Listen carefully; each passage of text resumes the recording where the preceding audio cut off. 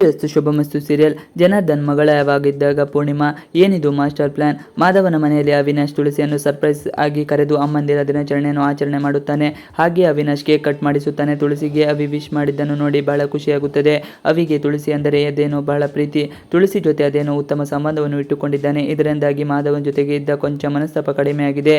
ಇನ್ನು ತುಳಸಿಗೆ ಅವಿನಾಶ್ ಒಂದು ಗಿಫ್ಟ್ ಕೊಡುತ್ತಾನೆ. ಆ ಗಿಫ್ಟ್ ಓಪನ್ ಮಾಡಿ ನೋಡಿದಾಗ ತುಳಸಿಗೆ ಶಾಕ್ ಆಗುತ್ತದೆ. ಅದರಲ್ಲಿ ಗೋಲ್ಡ್ ಚೈನ್ ಇರುತ್ತದೆ. ಇದನ್ನು ನೋಡಿದ ತುಳಸಿ ಈ ಚೈನ್ ಬಹಳ ಚೆನ್ನಾಗಿದೆ, ಇದೆಲ್ಲ ಯಾಕೆ ತರಲು ಹೋದೆ ಎಂದಾಗ ಅವಿನಾಶ್ ಮಾತ್ರ ನಿಮಗಿಂತ ಇದ್ಯಾವುದು ದೊಡ್ಡದಲ್ಲ ಅಮ್ಮ ಅನ್ನುವ ರೀತಿಯಲ್ಲಿ ಮಾತನಾಡುತ್ತಾನೆ.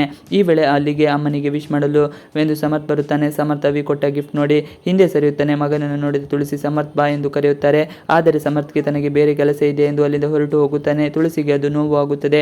ಅವಿ ತುಳಸಿಗೆ ಧೈರ್ಯ ಹೇಳುತ್ತಾನೆ. ತುಳಸಿ ಮಗನ ಹಿಂದೆಯೇ ಹೋಗುತ್ತಾಳೆ. ಸಮರ್ಥ್ಗೆ ಯಾಕೆ ಅಷ್ಟು ನೋವು ಆಯಿತು ಎಂದರೆ ಅಮ್ಮ ಇದೀಗ ದೊಡ್ಡ ಶ್ರೀಮಂತರ ಮಗನ ತಾಯಿ, ಆಕೆಗೆ ನಾನು ಕೊಡುವ ಗಿಫ್ಟ್ ಚಿಕ್ಕದು, ಆಕೆ ಅದನ್ನು ಹೇಗೆ ಸ್ವೀಕರಿಸುತ್ತಾಳೆ ಎನ್ನುವ ಅಳುಕು ಇರುತ್ತದೆ. ತುಳಸಿಗೆ ಮಗನ ಬಾಯಿಂದಲೇ ಅಮ್ಮಂದಿರ ದಿನಾಚರಣೆ ಶುಭ ಕೋರುವುದನ್ನು ಕೇಳಲು ಬಹಳ ಇಷ್ಟ. ಆದರೆ ಅದನ್ನು ಕೇಳಿಸಲು ಅವಿ ಹಾಗೂ ಮಾಧವ ಬಹಳ ಕಷ್ಟಪಡುತ್ತಿರುತ್ತಾರೆ. ಕೊನೆಗೆ ಅವಿ ಸಮರ್ಥ್ಗೆ ಆರ್ಡರ್ ಮಾಡುತ್ತಾನೆ. ಸಮರ್ಥ್ ನೀನು ತುಳಸಿ ಅಮ್ಮನಿಗೆ ವಿಶ್ ಮಾಡಲೇಬೇಕು ಎಂದು ಖಡಕ್ ಆಗಿ ಹೇಳಿದಾಗ ಸಮರ್ಥ್ ಮನಸ್ಸಿನಲ್ಲಿ ಅಮ್ಮ ನಾನು ಯಾರ ಒತ್ತಾಯಕ್ಕೆ ಈ ಮಾತು ಹೇಳುತ್ತಿಲ್ಲ ಎಂದು ಹ್ಯಾಪಿ ಮದರ್ಸ್ ಡೇ ಎಂದು ಹೇಳುತ್ತಾನೆ. ಇದನ್ನು ಕೇಳಿದ ತುಳಸಿಗೆ ಬಹಳ ಖುಷಿಯಾಗುತ್ತದೆ. ಮಾಧವನ ಮನೆಯವರಿಗೆ ಶಾಕ್. ಆತನಿಗೆ ತನ್ನ ಆಸ್ತಿಯಲ್ಲಿ ಅನಾಥಾಶ್ರಮಕ್ಕೆ ಹೋಗುತ್ತದೆ ಎನ್ನುವುದೇ ಬಹಳ ದೊಡ್ಡ ಭಯ. ಜನಾರ್ದನ್ಗೆ ಬಹಳ ಪಾಪದ ಹುಡುಗಿಯ ದಾಳ ಮಾಡಿಸಿಕೊಂಡರೆ ಆಸ್ತಿಯಲ್ಲೆಲ್ಲ ನನ್ನ ಪಾಲು ಮಾಡಿಕೊಳ್ಳಬಹುದು ಎಂದು ಅಂದುಕೊಂಡಿದ್ದಾನೆ.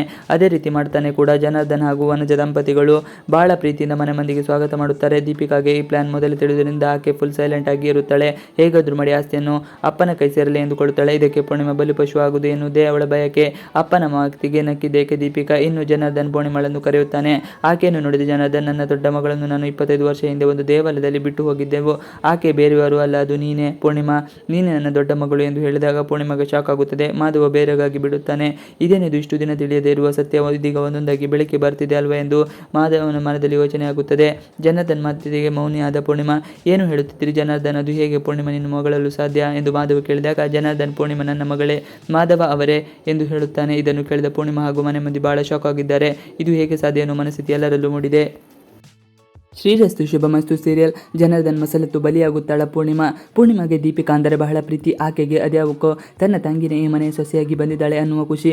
ಆದರೆ ದೀಪಿಕಾಗೆ ಆಕೆಯನ್ನು ಕಂಡರೆ ಆಗುವುದಿಲ್ಲ. ಬೀದಿಲಿ ಹೋಗುವ ಅನಾಥೆ ಮನೆಗೆ ಸೊಸೆಯಾಗಿ ಬಂದಿದ್ದಾಳೆ ಎನ್ನುವ ಭಾವನೆ ಇದೆ. ಇದೀಗ ಜನಾರ್ದನ್ ಆಸ್ತಿ ಆಸೆಗಾಗಿ ತನ್ನ ಸ್ವಾರ್ಥಕ್ಕಾಗಿ ಪೂರ್ಣಿಮಾಳನ್ನು ಬಳಸಿಕೊಳ್ಳುತ್ತಿದ್ದಾಳೆ. ಅವಿನಾಶ್ ಹಾಗೂ ಪೂರ್ಣಿಮಾ ಜನಾರ್ದನ್ ಮನೆಗೆ ಬಂದಾಗ ಖುಷಿಯಿಂದ ವನಜ ಮನೆಗೆ ಒಳೆಯ ಬನ್ನಿ ಎಂದು ಹೇಳುತ್ತಾಳೆ. ಹಾಗೆಯೇ ವನಜ ದೀಪಿಕಾ ಹಾಗೂ ಅಭಿಯನ್ನು ಹೊಸಿಲಲ್ಲಿ ನಿಲ್ಲಿಸಿ ಆರತಿ ಎತ್ತಿ ಮನೆಗೆ ಕರೆದುಕೊಂಡು ಬಿಡಲೇಬೇಕು ಅನ್ನುತ್ತಾಳೆ. ದೀಪಿಕಾ ಹಾಗೂ ಅಭಿಗೆ ಆರತಿಯನ್ನು ಎತ್ತುತ್ತಾಳೆ. ಇನ್ನು ಪೂರ್ಣಿಮಾ ಅಭಿಯನ್ನು ಚೆನ್ನಾಗಿ ನೋಡಿಕೊಳ್ಳುತ್ತಿರುವುದನ್ನು ನೋಡಿದ ದೀಪಿಕಾಗೆ ಏನು ಮಾಡಬೇಕು ಎಂದು ದಿಕ್ಕೆ ತೋಚದ ಹಾಗೆ ಆಗುತ್ತದೆ. ಹಾಗೆಯೇ ದೀಪಿಕಾ ತನ್ನ ತಂದೆಯ ಬಳಿ ಕೂಡ ಕಠೋರವಾಗಿ ಮಾತನಾಡುತ್ತಾಳೆ. ಇದನ್ನು ನೋಡಿದ ಜನಾರ್ದನ್ ಮಗಳಿಗೆ ಏನು ಹೇಳಬೇಕು ಎಂದು ತಿಳಿಯುತ್ತದೆ.